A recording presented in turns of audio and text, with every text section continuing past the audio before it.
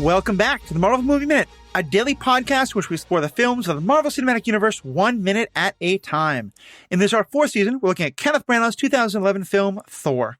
I'm Matthew Fox from theethicalpanda.com. And I'm Andy Nelson from the Next Reel Film Podcast. And today we're talking about minute 81, which begins with Heimdall looking out as Loki approaches and ends with Asgardian and Earth friends striding out to do noble things for the good of all. My partner's been talking to me a lot about VeggieTales, and that phrase is stuck in my head now. Joining us on the show today, we have Robin Burdge from Karate Kid Minute, which I've been reminded is not the Cobra Kai Minute, but Karate Kid Minute, and Travis Bowe from Real Comic Heroes, Marvel Events Timeline, and Watchmen Minute. Great to have you both on. Good to be here. Thanks for having us. Yeah, I'd say so for both of you. It sounds like you both have some experience in the kind of minute-by-minute stuff. I'm curious for both of you, how'd you get into that? Robin, go ahead. I started listening to shows like Star Wars Minute, and then started seeing the broader universe. I, of course, got into Marvel Movie Minute, and was just kind of inspired. I've been podcasting for probably like 14 years, on and off here and there, and it seemed like a challenge. Like, can I do this? It's almost like a run, training for a 5K or something. and just to be able to sustain like a daily show, and then, so I did that with Fright Night Minute, and now with Karate Kid Minute, I do it 3 times a week. So obviously I failed. What a slacker. And I have been a fan of Star Wars Minute since that first season, right after they had Doug Benson on their first season. So I've been listening since then, and eventually got the idea in my head to do Watchmen. I had listened to another podcast review Watchmen, and I woke up in the middle of the night and thought I needed to do Watchmen Minute, and started getting that in motion like the next day. And Eric Nash from Almost Famous Minute, I think he's been on your show. Like, he agreed to be my co-host, and we did that. The director's cut of that, and that's now completed. So that's at least off of my schedule. But that was a lot of fun. Yeah, well, that sounds great, and I'm really looking forward to what you both have to say about Thor. I have to say I understand the idea of also it feeling like a challenge. This is my first time. I've been a guest before, my first time hosting one of these with Andy, and I've both loved it. It's been a lot more work than I thought it was. And Paul, my best friend and most regular co-host, our favorite movie for a long time, or at least the movie we'll talk about, has been Desperado. And I did a search, and I found Desperado does not have a minute by minute. And I kind of really want to do it, and I don't have the time. But then that challenge of but it's the one that I need to do. So we will see. We will see if I can hold off on that. Please call me. Yeah. I mean, there's just so much to get into there. The music, the fight scenes, the chandeliers. Such a great movie. Quentin Tarantino's god-awful acting. But anyway, today we're talking about Thor, and we're going to get into all of that right after this.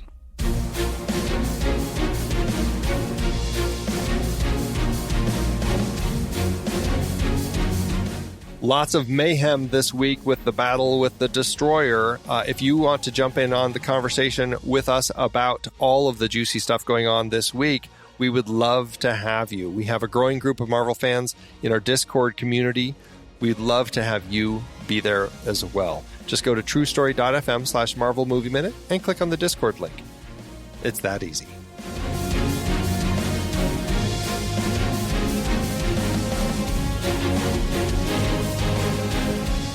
Welcome back. So let's just jump right into this minute. And we start with Heimdall looking like stoic and powerful. He's holding the sword now, which is interesting because before he'd kind of let go of the sword and let our heroes just walk off onto the Bifrost. And we see Loki kind of coming towards him out of the darkness, out of the shadow. What's going on in this shot? Well, I gotta say, what a beautiful background. I mean, just how many ladies has Heimdall brought up to the bridge to just kind of stargaze with? I'm hoping it's not just ladies. So, oh yeah. Yeah, it is definitely a romantic, and just the way he appears as this stoic, unmoving figure is. I think it's just him, but there's a part of me that's like, you just love posing like that, don't you, dude? Like, well, I feel bad that he's so stoic and unmoving. Poor Idris Elba, stuck in this thankless role. I feel. I don't know what you guys think, but I just like, God. Yeah. Of all the Marvel roles you could have gotten, Idris would be Heimdall, the guy that just kind of stands around with the bridge. I'm the gatekeeper. Yeah, right. I know you guys have brought that up a lot on the show. The Idris Elba being used as Heimdall. And I mean, I love him in this role. And I wasn't one of those people that really knew who he was at the time. I think I was starting to hear his name. And now, of course, he's huge, but it is, it's unfortunate that he can't be really used for someone else in the MCU. But I do love what they did with him in Ragnarok and Infinity War. So I'm so torn on it because he has such nobility and gravitas that I feel like it would be hard to get someone else to be in this role. But I also think, Robin, you're right. Like, he has such range. And, I am much more of a Marvel person. I love DC stuff. I don't get in the rivalry too much. But when I walked out of the Suicide Squad, one of my first thoughts was, DC used him better. Exactly. Better idea. That was like one of my first thoughts about seeing the Suicide Squad was like, oh, finally. So let's though get into the character himself, because the last thing we saw was that great scene, and Andy and I had a lot of fun talking about it, where he once again does this fake out of like, do you think that I would ever allow you to, like, are you going to betray your king? Good. Okay, cool. And then this wonderful, like, I love how legalistic he is of like, it's very much like, I could never give you the keys to the car. I'm just leaving them on the table as I walk out. And now he's got the sword back. So is it just that, like, he let them go and then now he has the sword? And I also don't understand where Loki's coming from. What is happening in this minute? Because I'm kind of lost on that part of it. Well, it's one of those things where it's like, okay, I mean, he can see all. Presumably he has to be like actually looking at it. It's not just like he's always seeing everything. But I assume like he knows as soon as he opens or he lets them open the Bifrost so that they can go down to Midgard, that, I mean, we see Loki seeing that. And so my assumption is that Heimdall is seeing Loki seeing that. And so he's expecting a visit. I mean, that was kind of my assumption of just, the fact that he's standing there waiting. I mean, he went in, obviously they'd gone, he took his keys out, went back out and just stood there waiting for Loki. My big question is, does Loki walk this whole way? I mean, he walks very casually up. I mean, and it's a pretty long walk from Valaskjalf all the way down here to the Himmelbjörg. And I mean, he had gone from the tower where we saw him first, or see what was happening, all the way to the vault. And now he's out here. I mean, he didn't ride Sleipnir out.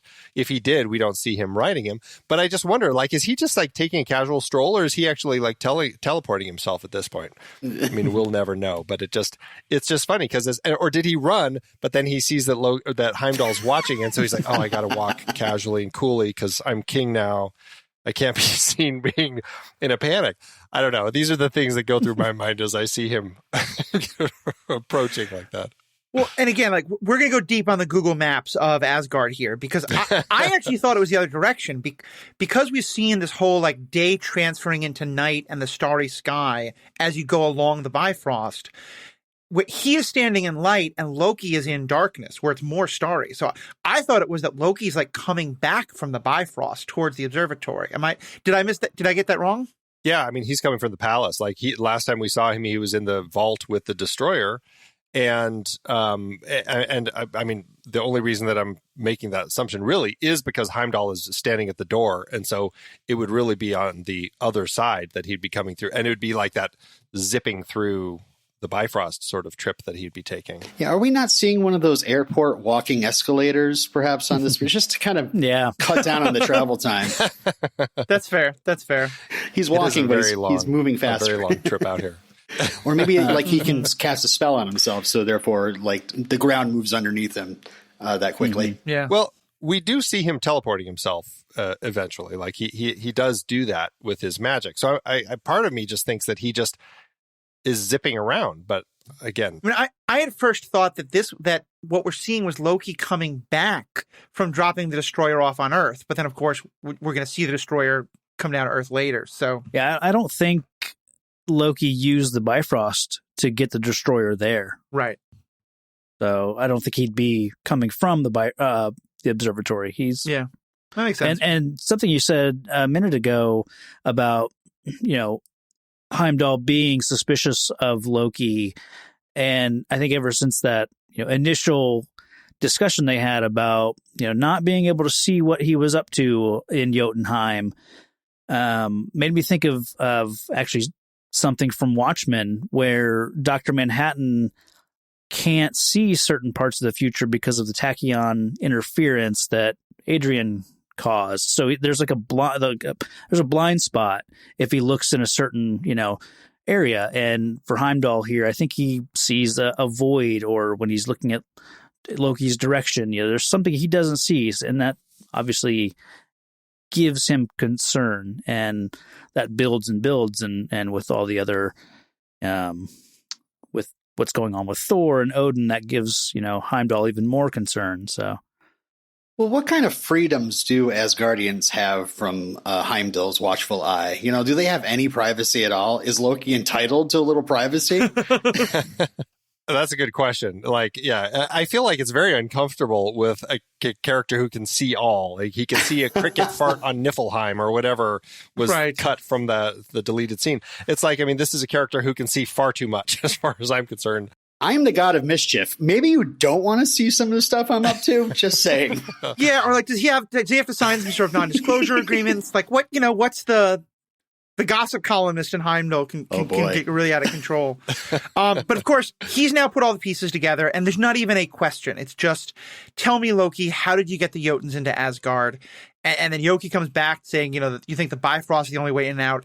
I feel like this tension between these two has been building for a long time. And we're just earlier we saw a scene between the two of them when they were both there was so much unsaid that they were clearly saying. And now there's just all the pretense is gone.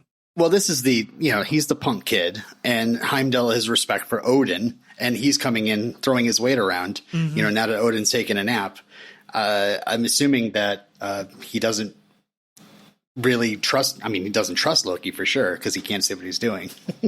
I love this, the way that the tensions played between the two of them. The last time we really saw that confrontation is when Loki came back from Jotunheim, and they have that kind of confrontation about, I couldn't see you while you were there. It was like you were shielded from me and that whole thing.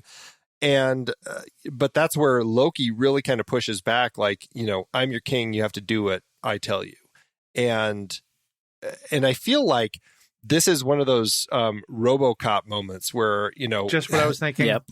He was waiting for that command so that he could actually turn and strike at the king. It's like all he needed was that moment. You're fired. Exactly. For those who don't have a photogenic memory of B movies from the 1980s, my memory is that in RoboCop, one of his directives is he's not allowed to harm people from the corporation that made him. Mm-hmm. So when someone fires the person we found as the real enemy, he's like, "Thank you," and just blows the guy away. And that's essentially what happens here, because Loki says, you're fired. You're not even a citizen anymore. It's he really takes it far. He's like, you're relieved of your duties and you're no longer a citizen. Wow, okay. You're out. And I love that where Heimdall goes to that, because Heimdall's first reaction then is, well, good. Heimdall strikes me as such an interesting character he wants to obey the letter of the law, even though he is violating the spirit of it wildly. And I'm curious if any of you know more from the comic books. I'm not sure. Is it because he personally won't choose to break the law, the letter of the law, or is it more of the kind of like the RoboCop thing, the nature of who he is and the role he plays? He's physically incapable of breaking the actual letter of the law, even though he can bend it as much as possible. Yeah, I don't think he's programmed. I think he has free will. Mm-hmm. I just think he has such respect for the position that perhaps he's like, well, now that you freed me of this position, now I can do what my conscience is telling me to do. Right. It's a lot like the Dora Milaje in Black Panther, where they respect the title of the king so much, or you know, and even though they see someone who may not be the best suited, you know, for that role, but they're honor bound to, you know. Right. Yeah, I think it's a good comparison. I wish that I had more experience with Heimdall in the comics. Like, I haven't read enough Thor comics to really get a sense of how far they go exploring the Heimdall character. That would be actually interesting. I'd love to kind of dig a little deeper on that to find out, like, is that a character where they actually go into more depth with at any point to give us a little more sense of who he is? Because, I mean, in the initial comics, I mean, he essentially is, I mean, exactly kind of what he seems, just a gatekeeper who stands there in the comics, it's just on the edge of the rainbow and letting people go by or not go by. And that's really all he did. And so I don't know. I'd love to know if they did kind of expand that more. Yeah. What's his private life like? You know, does he have an apartment in the back? Does he, you know, is he there all the time? You know? Is this like the lighthouse where he kind of starts going a little crazy, Yeah. you know? Yeah. It's like, don't hurt the birds. I mean, in some ways, it's one of the interesting things we have here, because in the mythology, he is just like the figure who stands there all the time. But in the, you know, in the same way that, like, you know, you read Greek mythology, and if Apollo is pulling the chariot of the sun across the sky every day, how does he have time to seduce all the people he seduces? Like, it doesn't, you know, the myths often don't, they're not treating them like real people the way we are in this. And so it's kind of fun seeing how they try to translate that. I do think it's great that he then goes straight. It's not okay, I don't have to obey you anymore, so I'm going to walk away and figure it out. It's just, cool, I'm going to attack right now. And I'm not a fight scene, and I want to hear your thoughts on, like, his move to that, but I also just got to say, and I wonder if anyone else picked up on this, I'm not a fight scene person, I'm not a martial artist, I may be missing things, but he wants to get a surprise attack in against the god of surprise and mischief.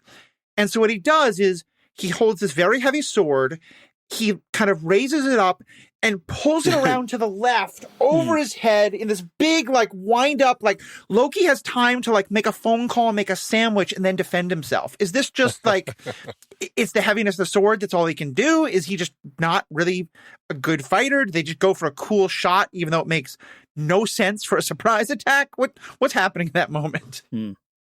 It's funny that you describe it that way, because I didn't really think about it that much. But I mean, yeah, I mean, it's obviously he has to get the momentum for the swing to you know, kind of create some impact and stuff.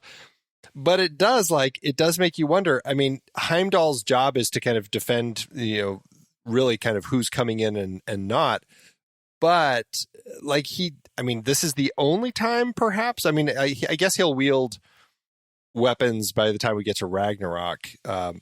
But largely he's just standing here, and it does make you wonder if, like, maybe Odin needs to bring him out to the field a little bit to do some drills and stuff, because I mean, maybe he's just getting a little slow. I don't know. Maybe he should have stretched first.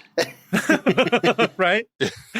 He may be underestimating Loki too, because he certainly doesn't know that Loki is concealing the casket of ancient winters, and maybe he doesn't expect him. If he didn't have that, he might expect him to be able to block an attack, and then he'd be able to then make another move, you know, have a fight with Loki where he would probably be the better fighter.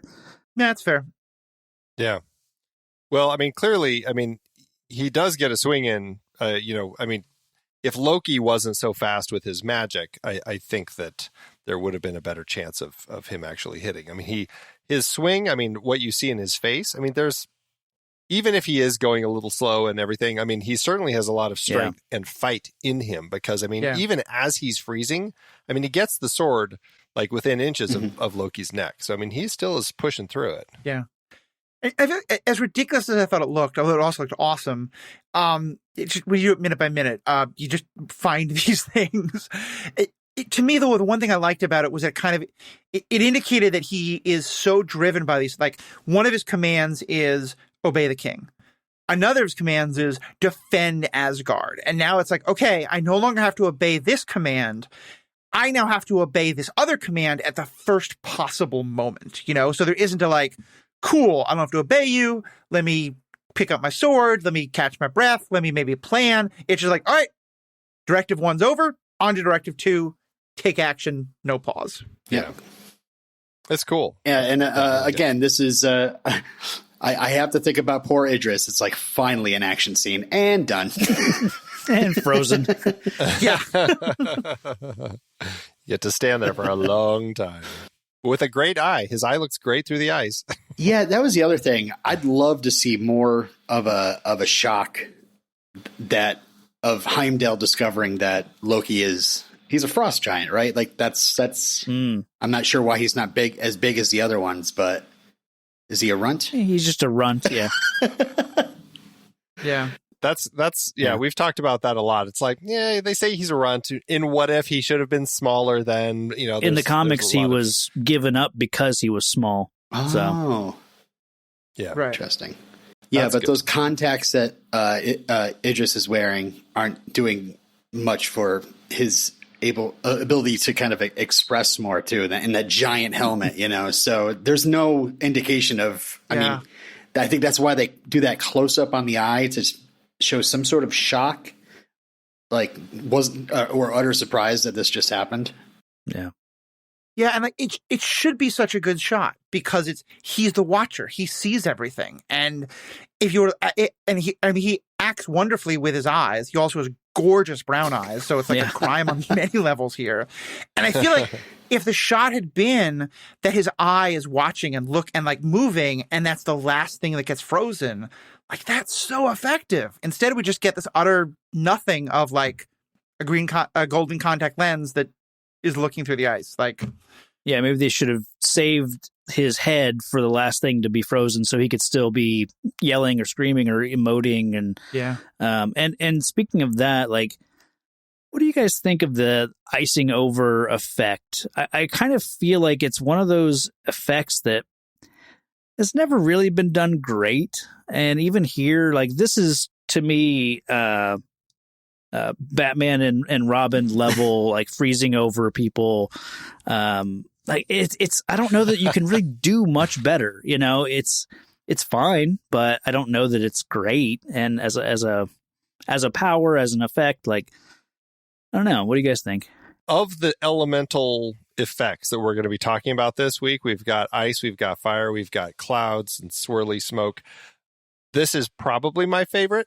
I think that this one, I can buy it more than those other ones. Like this one, when we go into like the close-up of the eye, I mean, I think that it effectively looks like an eye, behind a sheet of ice. And when we see him standing there and all the ice is kind of coming off of his back, like I think there are moments where I can buy into it a little more than others. Like I think when Loki makes the casket appear and then like does the ice spray blast, like that's where I have the harder time, buying into kind of the realities of it. But again, even there, I'm okay with this more than I am like when we see some of these other effects we'll be talking about here shortly. Yeah, the ice just kind of, I just watched it again. It just kind of layers over him bit by bit. And I mean, it's effective, I think. It's not my favorite shot. I like you, Travis. I've never been a big fan of that. I also I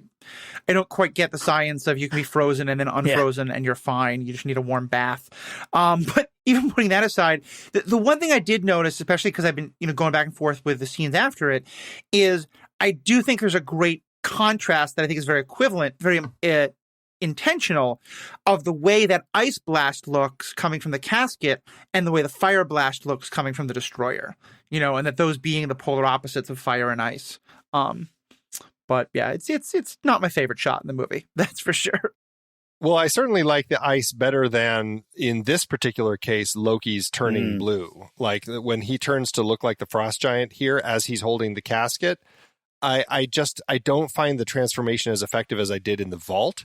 And his eyes, like the red of his eyes, they look just so much more like they just painted them in with CG. It looks to me like someone was fan casting General Thrawn. Yes. And painted Tom Hiddleston blue and gave him some red eyes. And when we all know it should be played by Middleton. That's no argument there. Well, and so where does the casket come from? Like, does he just have kind of a magical bag of holding that he's pulling things out of? Is he teleporting them to him? Because it's a power we see him use a lot, even up to the Infinity Stone in Infinity War. What's happening in this moment? I think it's literally a pocket dimension. So Loki has lots of these pockets that he's able to pull it from. And I don't know, maybe he just has he can just think of which pocket dimension he wants to pull things from. Does he create them himself? I'm not sure. But do you think that he actually put it there? Because I was like, I wonder if he conjured it from the vault and like just brought it up. But I mean, he was just in the vault next to it as he released the destroyer. So maybe you're right. Maybe he puts it, I assume maybe it's more accessible than in like a little pocket dimension that he drops it in. But yeah, I'm not really sure. Frigga taught him well. You know, she's a witch, and she taught him all of his like magic, you know, all these skills and the sleight of hand and all that stuff. And yeah, I think I like the idea that he conjured it from the vault, but I had always assumed that he just has, you know, wherever he goes, he has a magic bag of holding that kind of stays with him. You know, he'll use it with, I mean, his costume and armor, the staff that he shows up in Avengers with, he changes the size of it. Countless knives. Yeah, a lot of knives. Well, and that's interesting because I was thinking if it's in the vault, and I was trying to think, okay, so what's the most distant thing we've seen Loki kind of conjure up if it was from another place? And I can't think of what else he's conjuring and how far he's actually conjuring them, but it does make me think that it probably makes more sense that he does have like a little pocket dimension sort of thing where he's able to kind of put things into so that they're accessible right away. Because and maybe it's my own head, but I think like if there's a distance thing, it might be harder for him to reach it if it's too far away. But again, I'm guessing game. I like the idea that every knife that he throws is from the Asgardian armory that he's just conjuring, you know, every single blade. Keep going down. Who's taking all these knives? He shots at the Asgardian guards just going, huh? What was that?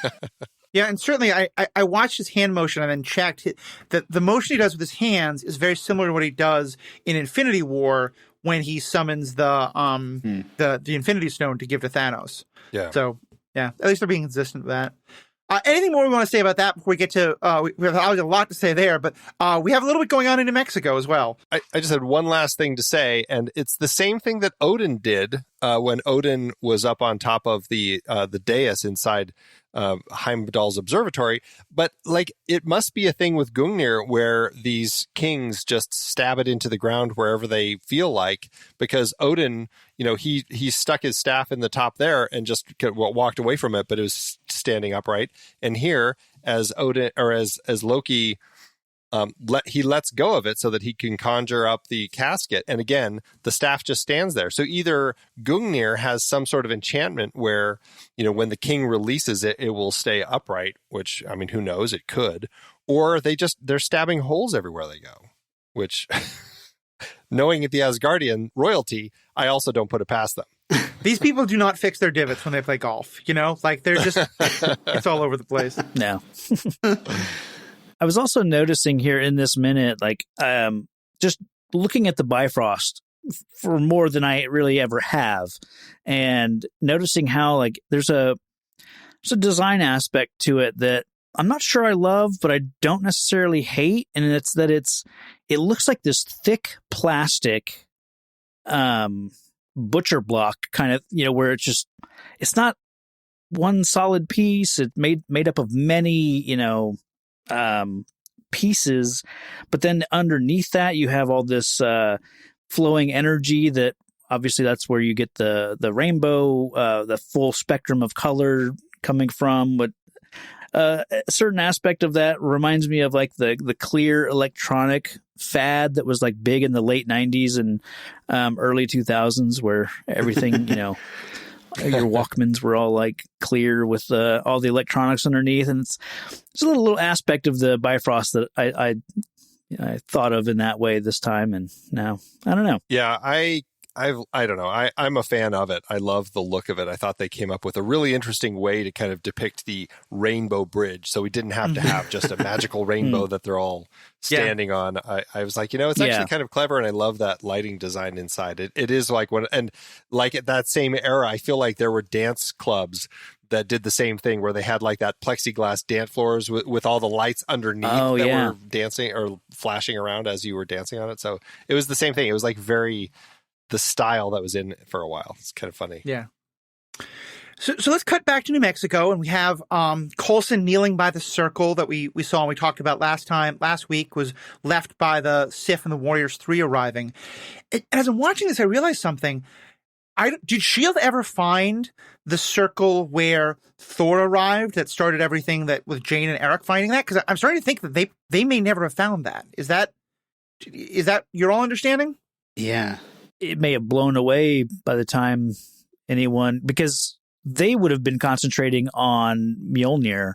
And as we saw Jane and crew drive away after picking up Thor, right? Then you see Mjolnir, the comet kind of landing, and it looked a good distance away. So yeah, they may have never been in that particular area for where Thor arrived. Well, it makes me wonder what it is, because I feel like, I mean, as memory serves, when Jane, at the time of that atmospheric disturbance, which thus far has been the most dramatic atmospheric disturbance anytime the Bifrost has brought anybody down here on Earth. I mean, that was an intense like tornado practically.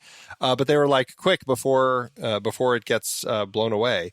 And so, yeah, it does make me think that it's almost like a compression or something in the Earth itself that can get blown away. Like it's not like a perma mark or anything. Yeah, like the force the force of the Bifrost, like it impacted the sand or the ground or whatever, and then it's a crop circle.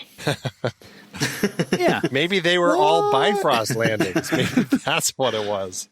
And so here we do see again how intelligent, I think, and how much Coulson's noticing thing, because the first thing he asks is he wants someone like a linguistics expert. I guess is that because he's seeing like the runes and he's understanding that this is probably some kind of runic language or something like that.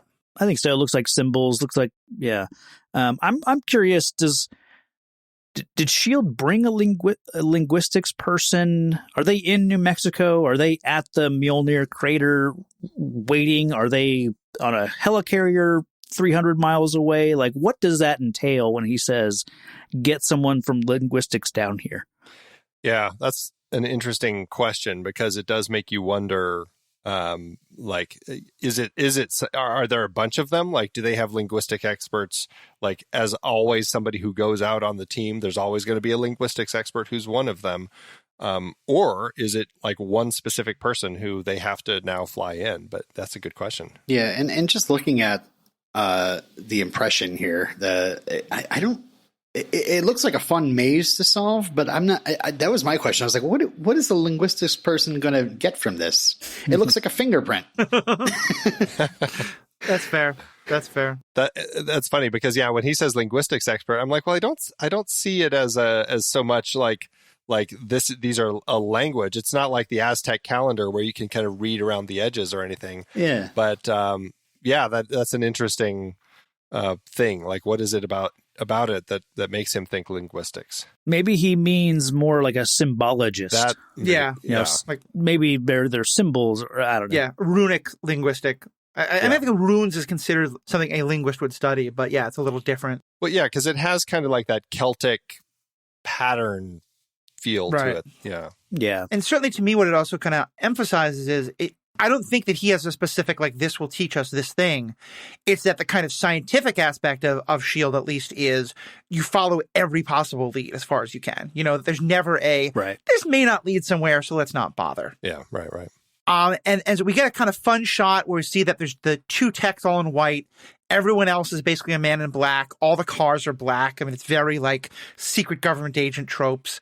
And And then we see that great scene of the storm still swirling. I was trying to figure out what was happening there because we didn't see that sort of after Thor arrived. Is that because Heimdall's now off the job? Is that because someone else is coming? We may get an answer to that later in the week. But just kind of curious, like, what's your thought in this moment? Yeah, I just think there's something coming. There's something coming, and they have to be prepared for it. Yeah. There is actually a great shot that I think should be in Phil Coulson's like rap video, which is like shooting from underneath him as he looks up. Yeah. Right. The crotch eye view. Yeah, it's an interesting shot that they chose to go with there. I'm like, okay, that's laying on the ground, staring up at his crotch as he looks up. Yeah. And then of course we get, all of the people, now that they're all together, the Warriors Three, Sif, and our Earth heroes, the Earthlings Three, all coming out to sort of stare up. Well, we don't even know that they're going to stare up, but they're all just kind of marching out with determination.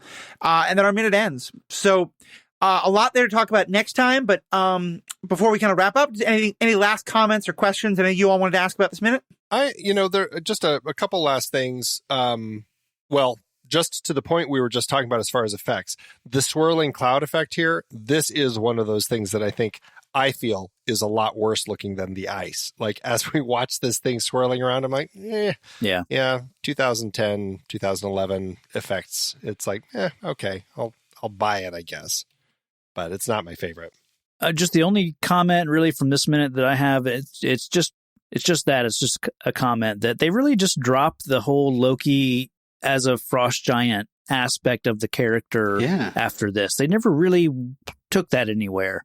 They certainly do in the comics. Like there's a point where he's like king of Jotunheim. And that would have been an interesting thing. I mean, it's still, well, I guess it can't now, but maybe on the TV show, but who knows what they could do with it. But it'd be interesting to see if they did more with that at any point.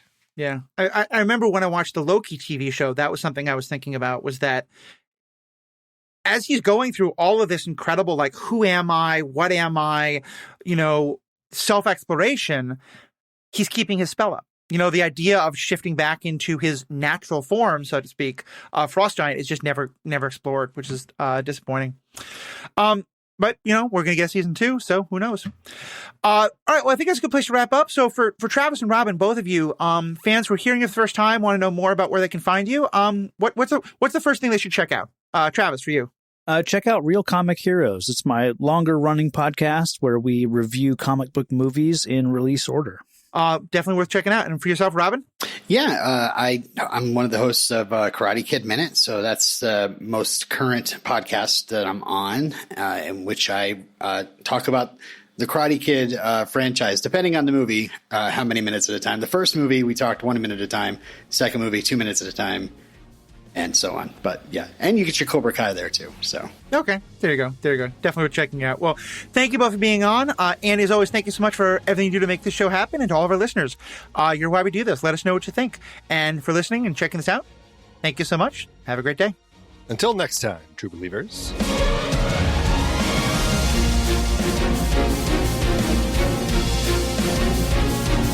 Marvel Movie Minute is a production of True Story FM, engineering by Andy Nelson. This season's music is One Last Ride by Martin Puringer. Find the show at truestory.fm, and if your podcast app allows ratings and reviews, consider doing that for this show.